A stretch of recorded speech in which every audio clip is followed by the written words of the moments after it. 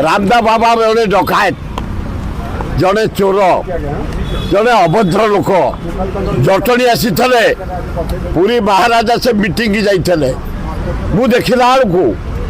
से बसंती सभा उपरे राम बाबा तले बसंती पुरी महाराजा और 2-3टा बाजा बाबा बाबा मु सीधा गली जो मैंने राम बाबा को जटणी आनी विराट मंच बहुत गैदरिंग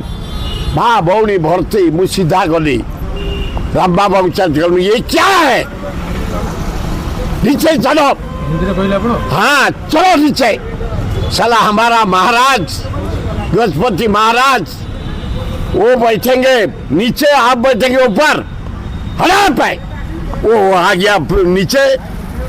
आके राजा के पास बैठ गया। आज्ञा सुर बाबूंकर कथा को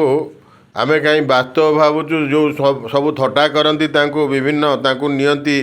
टिके चीप कथा बोली किंतु वर्तमान यही कथार आपन देखंतु से ठीक पूरा वाजिब कथा कहउचंती